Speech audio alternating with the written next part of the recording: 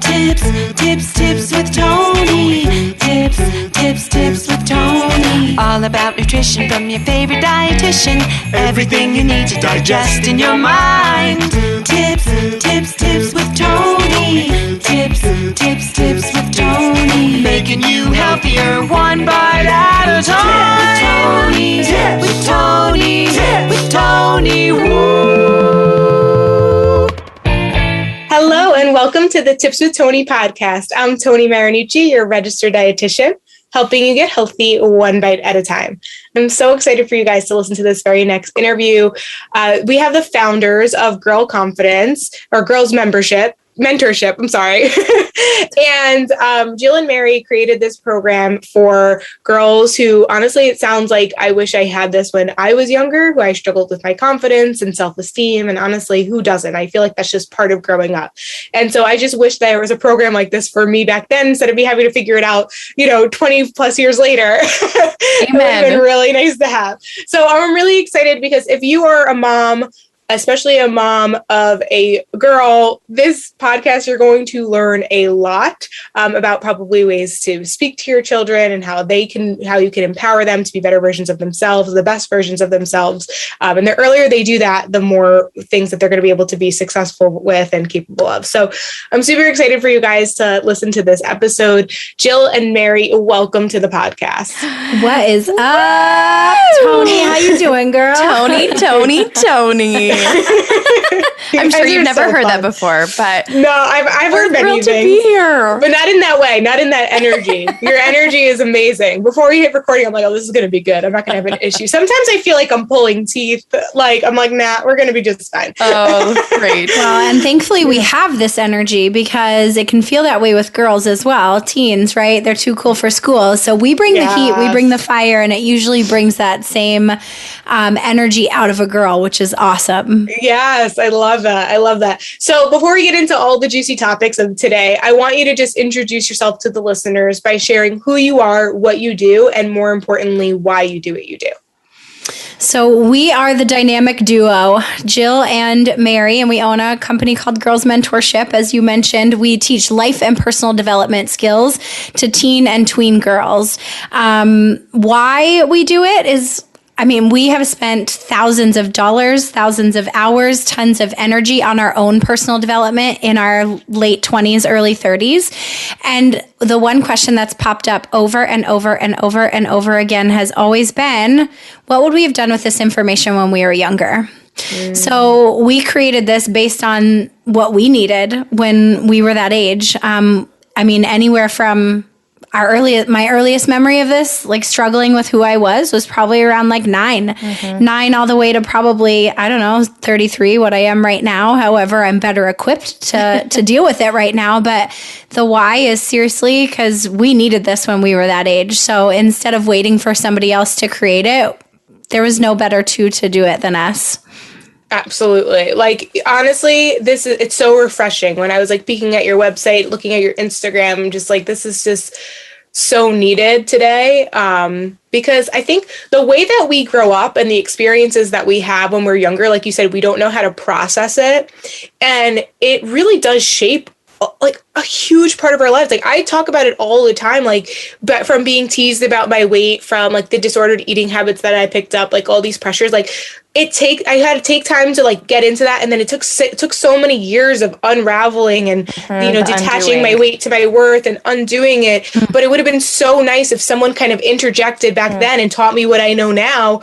I could have saved so many years of frustration and heartbreak, when it comes to dating and just putting yourself in really just not great circumstances or situations. Let's break up with those toxic relationships. Yeah. I've went into a lot of those, and probably because of stuff that happened when I was a teenager that I probably should have dealt with then. So thank you guys for what you do. It's super refreshing.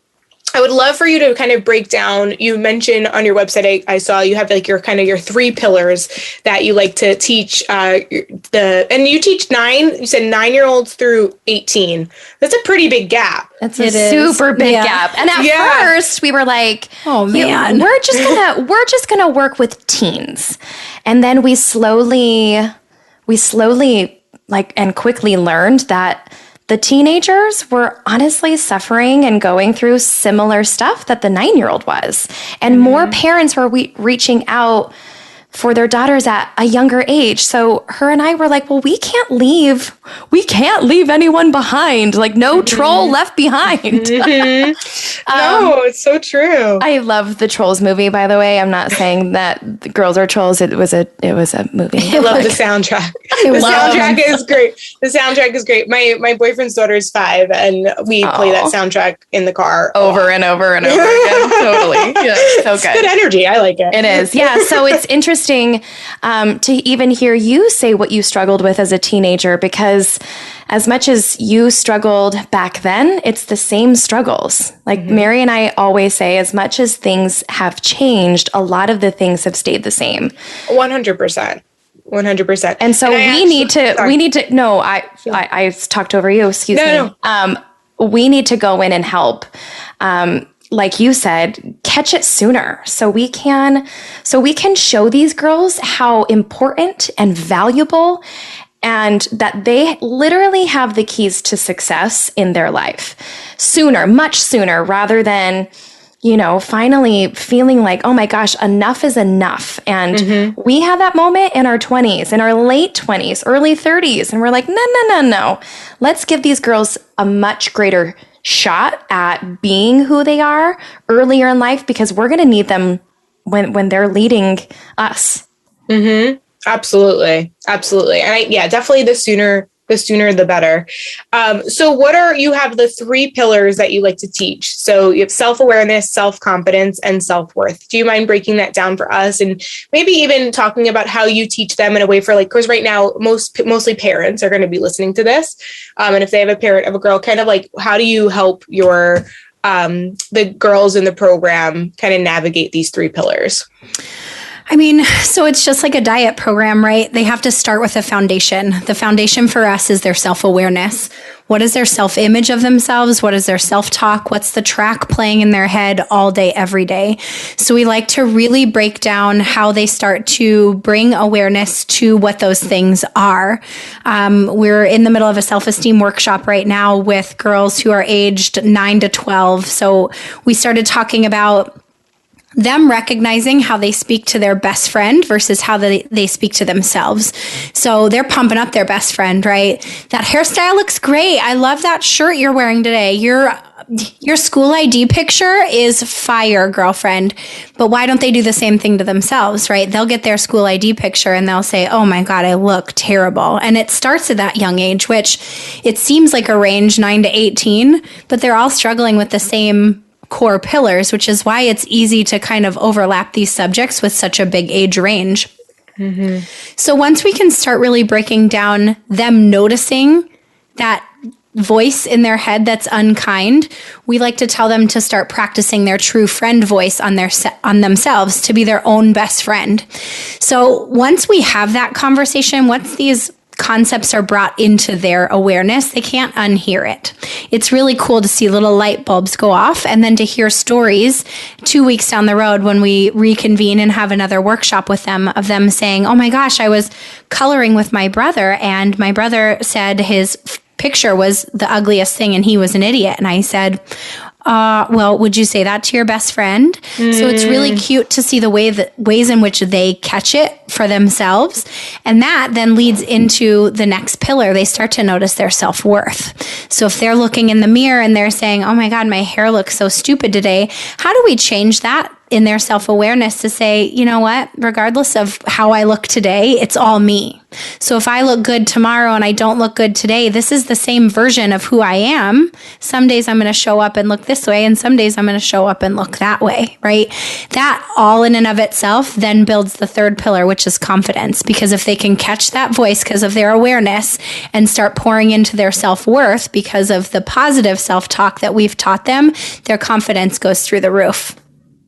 Like, wow. Like, literally, actually, before we started recording, I was like, I'm going to make sure that, like, only, like mom moms, like, girl moms, listen to this. I'm going to, title it Girl Moms. But no, because this advice is so powerful for adults. 100%. I have similar clients with clients, and my dietitians, we talk to our clients because they're our clients are really struggling with body image and really, like criticizing their bodies on a regular basis. And we're kind of teaching them how to unlearn that. And we always say, replace criticism with compassion. Talk to yourself like you would talk to a friend. These are things that even adults don't know. And so the fact that you're teaching people as little as 9, and I'm not like, no, I'm not kidding. Like if you read my book, my first line of my book is like, I started learning I was supposed to hate my body at 9, literally. So it's like perfect timing. It's literally, though, it's like if someone would have had that conversation with me, if someone would have brought that awareness to me, if my weight wasn't so tied to my worth,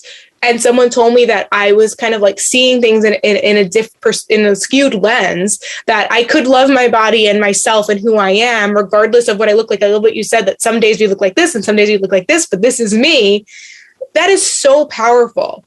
That is so powerful for anybody listening to this. Right. Absolutely. Like, well, girls, boys, men, women, everyone, human beings. This is incredible. Yes. And confidence is, I feel like it's a very mysterious word. A lot of the girls that we work with, and I'm sure even the men and women listening to this episode, it's not a feeling. Confidence is a state of being. So we have to, girls judge themselves because they look and compare to their friends and peers and people they admire and who's on social media. And it's like, oh my gosh, look how confident she is. She's just born this way. And confidence is not born. You build it. You get to be the driver of your confidence. And the more that girls, if we can build that belief on the days that she's not so confident, or maybe she's having a hard day, the rebound time to get her back on 2 feet to continue to move forward in the direction of who she is much shorter. And that's what we want. We want girls to know that this work matters if you want to be the best version of who you are. And sometimes girls don't even know who they are. They're like, well, I'm kind of like what my parents have said and then what my coaches have said. And it's kind of like this soup of a person. And my teachers tell me that I'm really good at math. So I must be a math person. And what we get to do is kind of peel those external layers away to say, well, who are you? Because that's really important. Of course, the people who matter to you in your circle can pour belief into that, but like what matters to you? And it's amazing when girls are like, we've never talked about this. I had no idea that I'm a person outside of the identities that I identify with. Yeah, honestly, daughter, sister, you fill in the blank. Yeah, like I feel like most people do talk about that. I would say probably in their late 20s. I would say like that's when the conversation starts to happen because maybe they're no longer living with their parents. Like now they're so they're trying to decide like, who are they when they're not trying to prove to like their teacher, their professors, they're getting a job, like kind of like we do all the things that life prepares us for. Like you graduate, you go to college, you get a job, like you move out of your parents' house, whatever. Like, but then it's like, okay, now what? Who am I? There's no real guidance after that because now when you're an adult and adulting kind of sucks, to be frank. It's beautiful, but like it's hard in the beginning. So like, to be honest, like that's probably the majority of where most people are doing kind of that stripping away and kind of just figuring out like who they are at the core. But they've always had questions. When I want to say in the 6th grade, so I was probably 12, I wrote 2 poems. I don't know, it was the 6th grade. I wrote 1 poem. The 1 poem I wrote in the 6th grade, it literally was called Why. I was questioning everything. And at the end, it was like, who am I? Like, and why am I this way? Like, it was so like, why is the sky blue? But like, I was so, we need you to dig that poem up. I was like, I need to, because there's another poem I talk about in my book that I really need to find. Like, I really do. But I just moved and I can't find it, but I will find it. But anyways, like that's what people like. I was journaled a lot, right? So like, and I know a lot of like women now, or like when they were girls, like they're introspective, like they're just trying to figure it out. But like to have somebody to help them through that, because it's also like pretty heavy stuff sometimes, a lot of times actually, sure can that be. These girls are going through, that it's like like almost like adult problems, but like with someone's brain and body still forming, you know what I mean? So especially if there's like issues at home and, there's a lot there. Well, and it's perfect that you said in 6th grade, you were questioning so much of why. Why is this? Why is that? Who am I? And I think obviously with what you just said, brains are still forming. So the limbic brain of a child up until really 25, even 30 in some cases is still really forming. So we're seeking autonomy, we're seeking independence, we're pushing back against authority. That's when we're starting to kind of get in trouble and get that little back talk thing going on, which I think is where the unspoken rule comes into play, that we kind of just expect our kids to know better, right? Like we hold their hand up until 6, 7, 8, and then they move into a different phase of their life. And it's like in the movies, it portrays this going seamlessly from one to the next to the next to the next. They're cooking their own meals. Right. And we're like, how did you learn that? Well, and parents questioning like, well, who's stepping in to teach them? It's like sometimes we don't know what we don't know. And there's sure a lot of books on parenting, but there's not one specific parenting handbook that says this is how it should go and this is how it should be. So sometimes as parents, it really feels like they're even a little too close to the situation to see what their child actually needs, because they take that back talk as disrespect and very personally against them, when realistically it is just their child trying to learn more about who they are, what they value. Mm-hmm. So if there was anything that they could do within that space, it literally is just to give them space to do that, to be that, to find themselves and to support them, almost like a boss to an employee. How do we support growth here? How do we funnel their talents into things that they could explore, rather than saying, I didn't like that tone of voice. Go to your room, shut your door. Let me take everything away from you. Or, the punishments, as opposed to allowing the child a little bit more space to really explore who they are and find answers to those questions by, putting them in sports that you wouldn't necessarily think to put them in, or hiring a mentor so they have a space to talk through what those problems, quote unquote, may be. Mm-hmm. Yeah, this is super helpful. Mary, did you want to say something? I was going to jump in and just give it like a real life example. We were at a school earlier this week, and we were talking to one of the directors there, and she was saying how a family really wanted their child to go to MIT, and they were really pushing for the academic side and wanted to get their child on track to graduate, and that was the plan. Come to find out, this child was just in love with music, and almost like discreetly hiding behind his parents' back. It was a boy, a teenager, and he was, jamming out to all these cool music classes that he was taking, and afraid to really be who he was because he wasn't fitting the mold of what his parents wanted him to be. And it was causing conflict at home. It was home. Causing a lot of rifts. And we obviously don't know the family, but my question was, I'm sure that probably made him feel like he didn't want to talk to his parents. Mm-hmm. Because he might have felt a certain way about disappointing them or not taking the criticism, like, oh, you can't make money making music, whatever that is.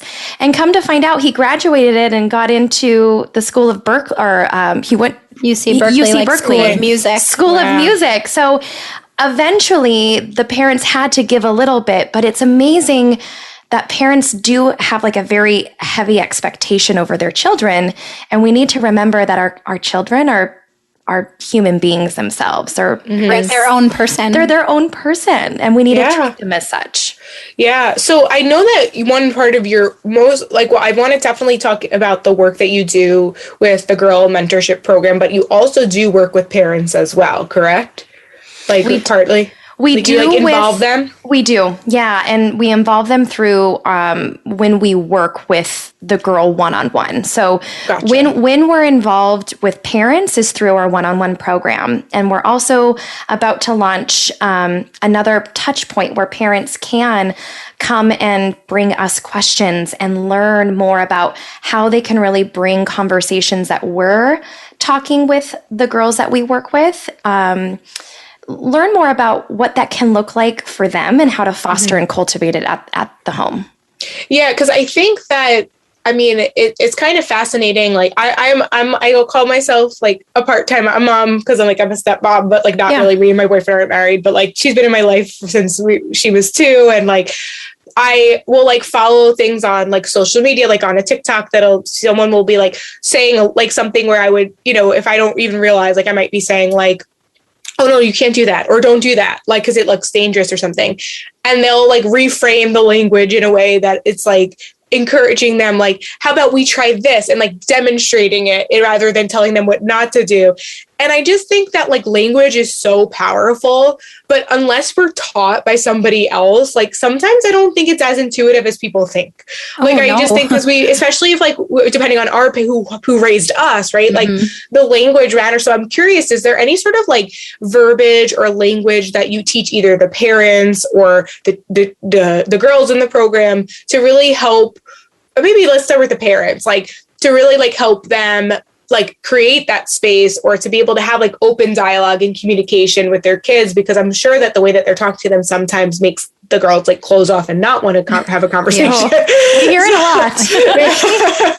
Honestly, we don't even get that specific with it at this point. What we do is a parent note. It's kind of a rundown. So our 8-week program is our one-on-one program, and we touch on a different subject every week. So whether it's conflict resolution, critical thinking, communication skills, and then we give the parents kind of a synopsis of what we ran through with the girl. We don't make it personal to the girl, because that's the space we've created for the girl, is kind of like, we're not going to run to mom and dad and be like, oh my God, you smoked weed for the first time. We're never going to breach that trust unless it's physically harming to her physical body.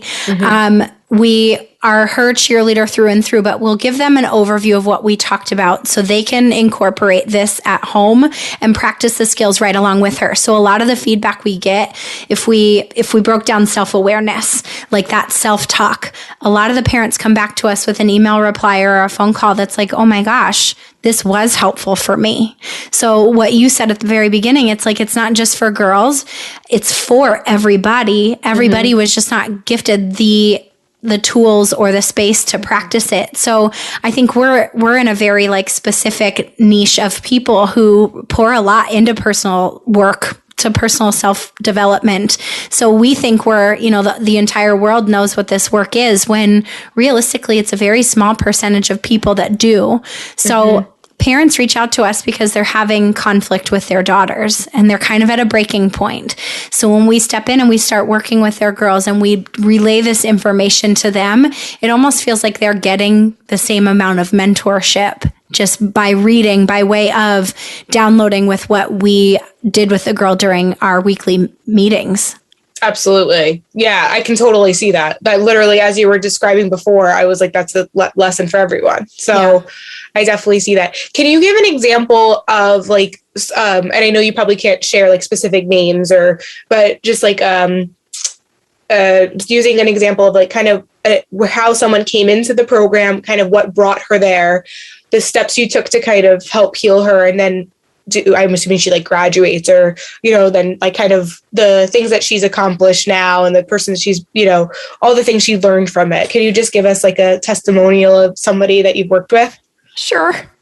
Oh, we love all of the girls that we work with. And we've had, girls that, came in with very minor concerns. And we've also worked with girls who have really struggled being a teenager and having friends and having social skills. And really the pandemic put everyone behind the 8 ball. And that's when we got a lot of inquiries about working with girls. Originally, we wanted to do group stuff, and they were like so over group. They wanted one-on-one, that time and attention for their daughter. And I'm thinking of a girl we're currently working with, and she's struggling.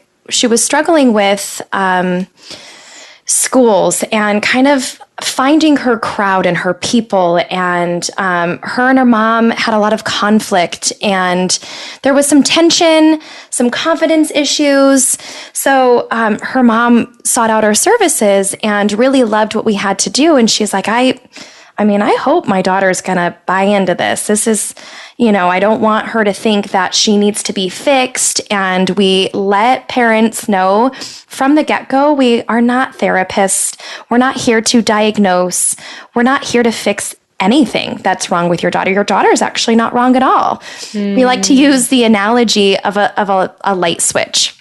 So we always say, just like a lot of times girls' dimmers, when they come to see us and work with us, are down, like down, down, down. And our job is to push that puppy to full wattage where she's shining bright, and we're like, go conquer the world, or conquer that relationship, or go conquer that conversation with mom. So as much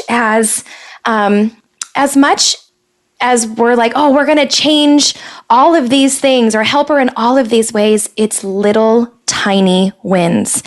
It's the little things like we talked about her identifying her values and allowing now her values to guide her decisions. I'm not going to go to that party. I'm not going to put myself in that situation. Oh my gosh. Yeah, that what I did commit to, that was so unhealthy. I could have really got myself in trouble or hurt myself. I'm not going to do that again. So it's these little tiny moments where now Mary and I are like, we get to help girls critically think about what's healthy and what's not healthy in all areas of their life, their body, their minds, their relationships, you name it. So really, like, we gained traction around week 4, and the girl is like coming back to us with challenges, but then, overcoming, and we celebrate. It's like these little tiny moments. And to us, that's us literally planting all the seeds in her to say, now go and continue to nourish this. Keep watering, keep growing. And mom, dad, sister, hey, everybody, like, we need to continue to foster these skills, because if you don't use them, you lose them. So that's kind of the journey of what it looks like. And we have, we wanted to actually share from a mom what a parent gets to witness on their end. Well, and this is the same mom that Joe was just referring to. So around week 4, like she said, we got a little text message from mom that said, I just wanted to let you know how great your work is. I appreciate everything you do. I know it's your job, quote unquote, but clearly there's passion and belief in what you do. My girl is really making a turn, and I'm so, so, so happy to have her back. So it doesn't take as long as I think people anticipate it taking, because in that state of, finding themselves and pushing back against authority, all kids are really looking for is for you to fight for them, to prove that you actually love them, because they're kind of really in a space of unawareness, and they want to know that you are going to be there for them for the long haul. And that switch doesn't take that long to flip, which is really cool. So it's like, if we can commit to this work and we can get parents on board and they want harmony in the household, it's not going to take as long or as much as they think it's going to. Yeah, I think every child just wants a voice. They just want to be heard. They just want to be loved. They just want to be, paid attention to in some way. And also they're, like you said before, like they're also struggling with even knowing who they are, right? So it's a lot. Growing up is hard. It is hard. It's so hard. And, by no means what we do, we're not a magic pill. We're not a magic wand. But what we can do is just help girls now think in a different way that they didn't know that was possible, which that feels good to say, go. Go, practice, come back, and then let's talk about it. What worked? What didn't work? What was challenging for you? So as much as we're like, oh my gosh, she's going to totally, accomplish these big, crazy goals, like what we're noticing is like, she now knows how to stick up for herself. She knows how to use her voice. She knows now to respond versus react when her and her mom or dad or a boyfriend, girlfriend, whoever is in talks with one another. It's like, it's these life lessons that is only going to help her when she wants to put her name in the hat for a promotion. Literally. And, yeah. Right? Yeah, when she wants, absolutely. Yeah. So we're like looking at her and we're like, you have no idea your potential, but we're going to tell you how amazing you are. It's so awesome. It's so great because I feel like at that age, they could either, I feel like the younger you are, like I could be just speaking from like personal experience.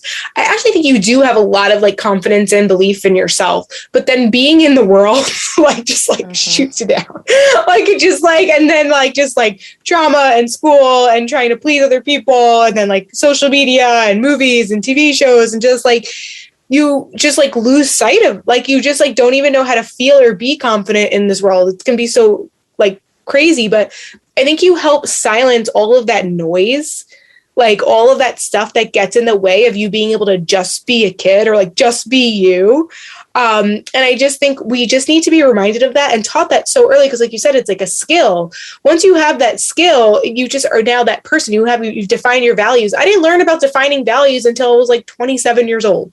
Right. Like, you know what I'm saying? Like those are things that are so important because they really do help guide you. And so, yeah, you might have rough days and you might stumble, but when you go back to what's important to you and why, it's always going to be the thing that guides you to get back on track to, being who you truly are and aligning with that.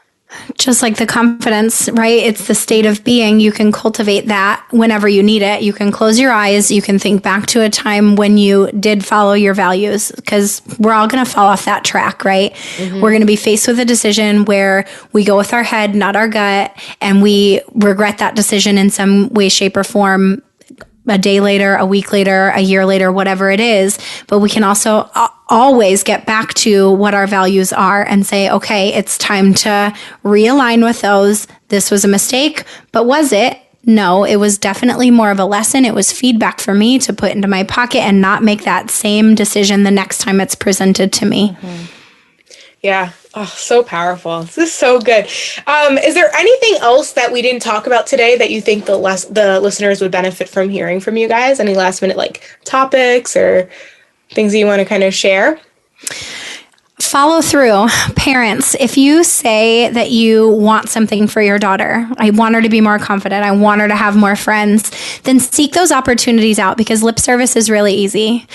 Actually doing the hard thing is the hard thing, right? Mm-hmm. So if you say you want something and you're not seeing the results for it, what is your piece in it? Are you actually doing the thing that you said you wanted to do for her in order to create the results that you said you wanted to create? Mm. So that follow through, that really sticking to your word and creating that vision for your daughter for success, because she's going to go out and be a normal functioning adult at some point, and you want her to be the best functioning adult that she could possibly be. Set her up for that. Mm-hmm. Same with boys too. Like you said, this conversation is for parents, not just parents of girls. Mm-hmm. Yeah. So powerful. Powerful. I was just going to say to practice alongside of her. You are the mirror. So she's learning, he's learning from you. What does your self-talk look like? How do you treat your body? And I mean, it really is, it's a lot easier said than done. And sometimes the parents don't have the self-awareness to catch what's happening, but it's rubbing off on our kids. And that's where that generational cycle happens, is like, am I messing up my kids? And it's like, well, let's talk about your trauma. How you doing? Mm-hmm. You know, so practice on yourself first. And then like Mary said, follow through. What is the vision? Have you ever thought about what it looks like to have your kid be successful? And what are you doing to continue to foster that and cultivate it? Yeah, I love that. It is your responsibility.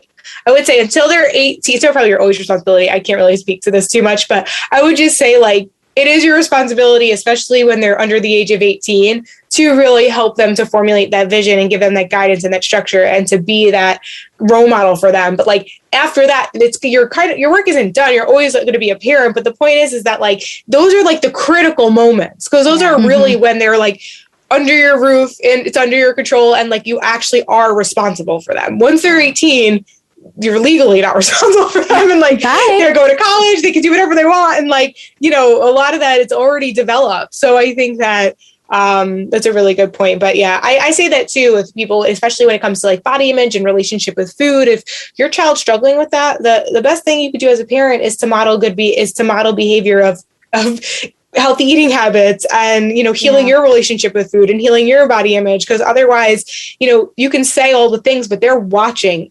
everything. They're seeing everything. Oh yeah. And that's what matters most. Absolutely. Oh, this has been so amazing. I know that the listeners got so much value out of this. Where can people connect with you, message you if they want to work with you? I know that, so a lot of your workshops for girls are in person, but do you do any virtual coaching as well? Okay, speak to that a little bit. Yeah, we absolutely do. We've had a bunch of one-on-one girls in our program that have lived all over. So we will absolutely do a program online. We've coached teams online as well. So if there's, you know, a soccer team in Massachusetts that wants to work with us through Self-Esteem, we'll absolutely set something up on Zoom. Our energy is great in person or online. So if there is a need and a want within your facility or with a group of girlfriends that your daughter has, absolutely DM us. We will find a way to make it work, because there should be no barrier to having these conversations. So yes, we are on Instagram mostly, trying our best to get established on Facebook for more of a parent feel. We, you know, every once in a while drop in on TikTok to drop a funny talk and leave, but Instagram is where we're at. It's at Girls Mentorship there. And you'll definitely get a laugh or two with some funny mom-daughter reels that we come up with. We do. And then you can find us on our website, just at girlsmentorship.com. Okay, awesome. I will put all those in the show notes. Thank you so much for being here. This was extremely valuable. For those of you listening, if you enjoyed this episode, take a screenshot of it, tag myself at tips_with_Tony with an I, and tag Girls Membership. I'll put those links in the show notes. Let us know your biggest takeaway, and definitely send them a message if you got anything out of here. If you have questions, they're awesome. They will answer them. They will help you as much as they can. So don't be shy in reaching out. Thank you guys so much for being here. This was incredible. Thank you all for listening. As always, this is Tony Marinucci, your registered dietitian, helping you get healthy one bite at a time.